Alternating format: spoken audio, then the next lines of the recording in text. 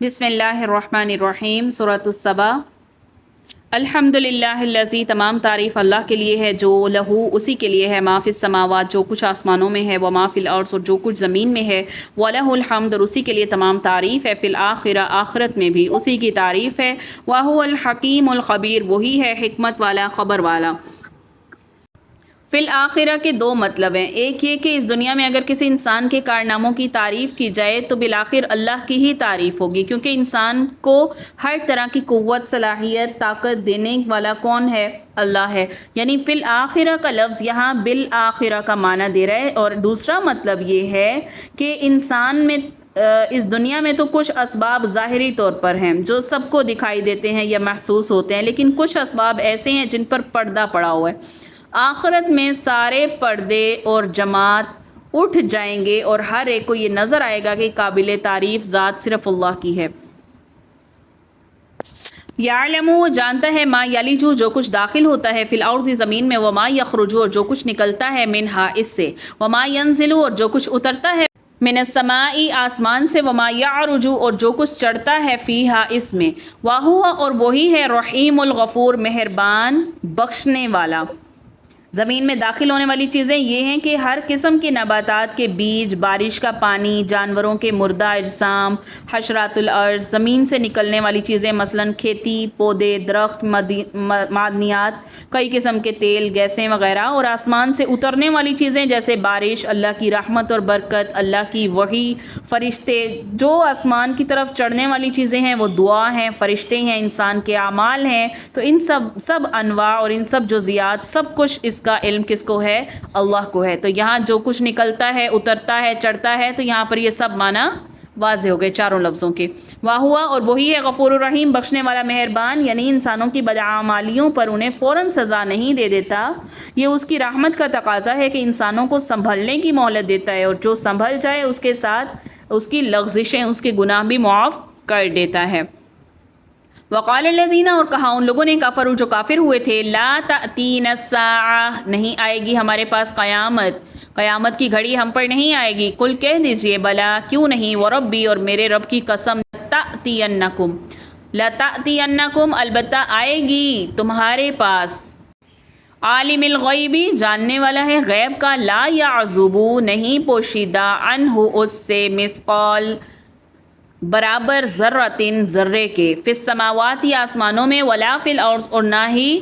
زمین میں، ولا اصغر، اور نہ ہی چھوٹا، من ذالک، اس سے، ولا اکبر، اور نہ بڑا، کوئی چیز اس سے چھوٹی یا بڑی نہیں ہے، الا، مگر، فی کتاب مبین، مگر روشن کتاب میں لکھی ہوئی ہے۔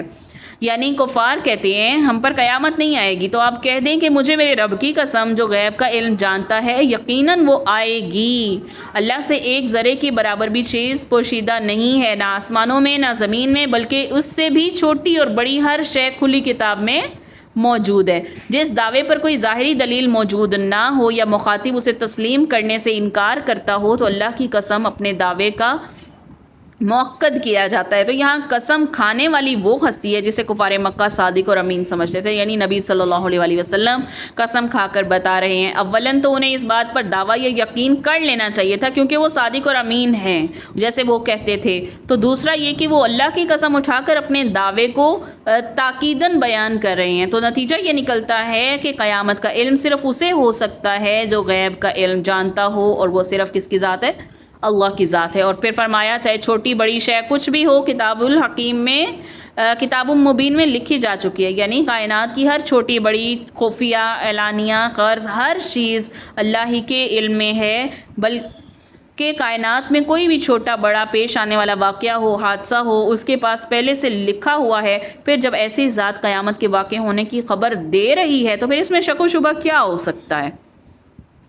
لیجزی الذین، تاکہ بدلہ دے اللہ ان لوگوں کو، آمنوا، جو ایمان لائے، وعملوا الصالحات، اور اچھے اعمال کیے، اولئک، یہی لوگ، لہم، ان کے لیے، مغفرہ، بخشش ہے، مغفرت ہے، ورزق کریم، اور عزت کی روزی ہے۔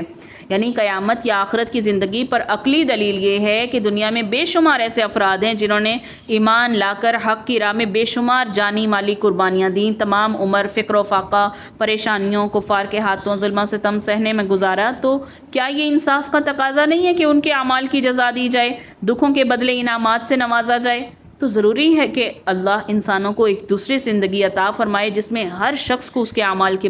مطابق بدلہ دیا جائے۔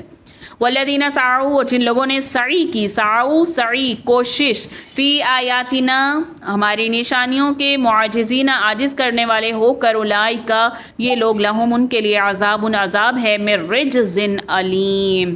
سخت درد دینے والے عذاب کی سزا ہے ان کے لیے۔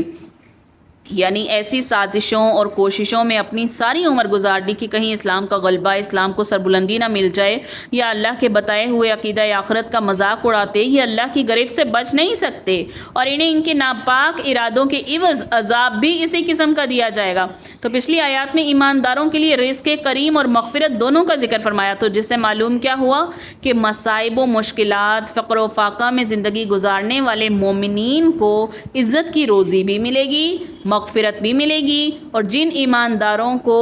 آزمائش کا دور دیکھنا ہی نہیں پڑا ان کی بھی مغفرت ضرور ہوگی۔ اسی طرح جن کافروں کا جرم صرف کفر تک ہی محدود رہا، انہوں نے مخالفانہ سرگرمیوں اور سازشوں میں حصہ نہیں لیا، انہیں صرف جہنم کا عذاب ہوگا جو ناپاک قسم کا اور ذلیل و خوار کرنے والا نہیں ہوگا۔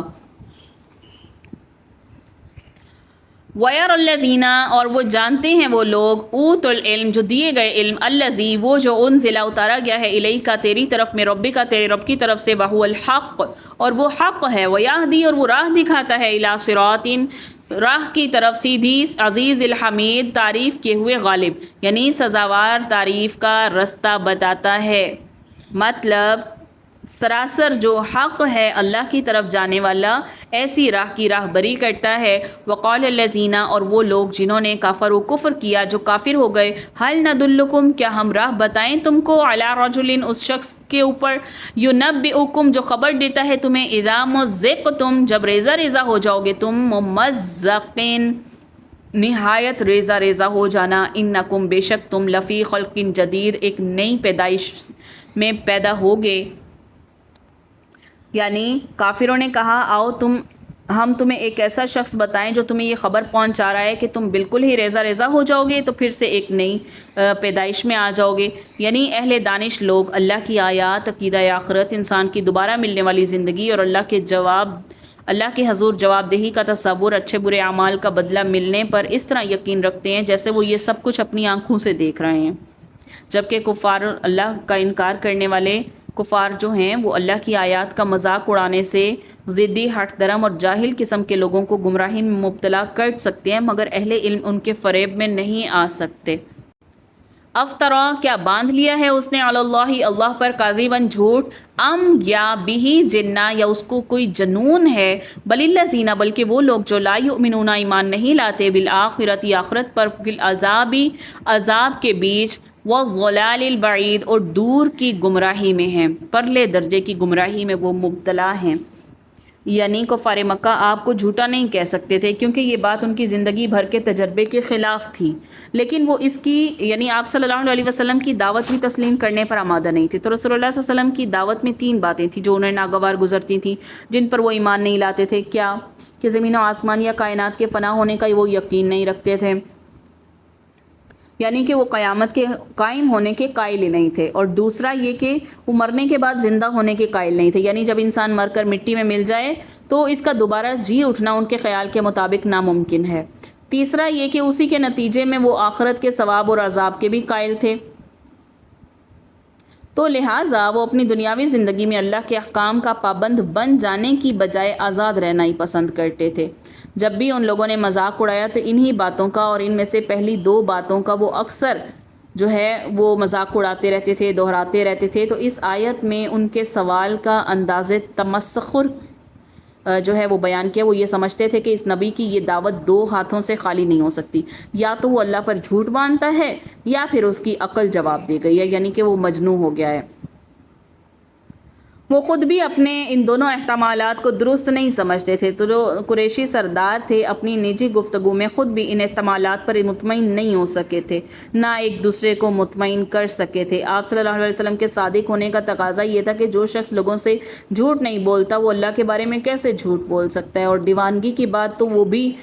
زیادہ مہم تھی، یعنی سرداران قریش جو تھے ولید بن مغیرہ کے ہاں اکٹھے ہوئے، زیر بحث یہی موضوع تھا کہ ہم اس نبی کی دعوت کو کیسے روک سکتے ہیں، تو لوگوں کو اس کے متعلق کیا کہیں۔ تو ایک سردار نے یہ کہا کہ ہم لوگوں سے یہ کہہ سکتے ہیں کہ یہ دیوانہ ہے، تو ولید بن مغیرہ جو قریش کا سردار تھا اس نے کہا تھا اللہ کی قسم وہ دیوانہ بھی نہیں ہے، ہم نے دیوانوں کو دیکھا ہے، اس کے اندر دیوانوں جیسی دم گھٹنے کی کیفیت ہوتی ہے، تو اس میں یہ نہ الٹی سیدھی حرکتیں کرتا ہے نہ ایسی بہکی بہکی باتیں کرتا ہے۔ تو ولید کا یہ جواب بھی صرف کیا تھا، یہ دیوانگی کی تردید میں تھا، کیونکہ وہ آپ صلی اللہ علیہ وسلم کا حالانکہ دشمن تھا، جبکہ حقیقت یہ تھی کہ آپ کے دوسرے لوگوں سے معاملات اور آپ کی بلندی کردار اور دوسری گفتگو سے ہر انسان واقف تھا، آپ کے عظیم انسان ہونے کا بآسانی وہ اس بات سے اندازہ لگا سکتے تھے، تو دیوانگی کا تصور بڑی دور کی بات ہے۔ تو اللہ تعالیٰ نے کافروں کی تینوں باتوں میں سے خاص طور پر تیسری بات کو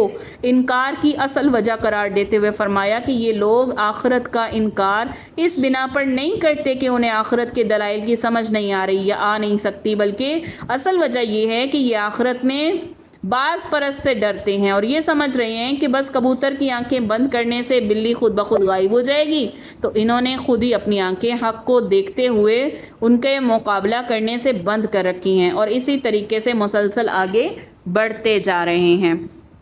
اولم کیا نہیں یرو انہوں نے دیکھا الا طرف ما بینا جو آگے ہے ایدیہم ان سے وما خلفہم اور جو ان کے پیچھے ہے من السماء آسمان سے والارض اور زمین سے، جو ان کے آگے اور پیچھے ہے یعنی آسمان اور زمین، ان نشا اگر ہم چاہیں نخسف ہم دھنسا دیں بہم الارض ان کو زمین میں، او نسقط یا گرا دیں علیہم ان کے اوپر کسفن ٹکڑا من السماء آسمان سے، ان بے شک فی ذالک اس میں لآیتن البتہ نشانی ہے لکل عبد منیب ہر رجوع کرنے والے بندے کے لیے۔ کیا وہ اپنے آگے پیچھے آسمان و زمین کو نہیں دیکھ رہے؟ اگر ہم چاہیں تو انہیں زمین میں دھنسا دیں یا ان پر آسمان کے ٹکڑے گرا دیں، یقیناً اس میں پوری دلیل ہے ہر اس انسان کے لیے جو دل سے متوجہ ہو،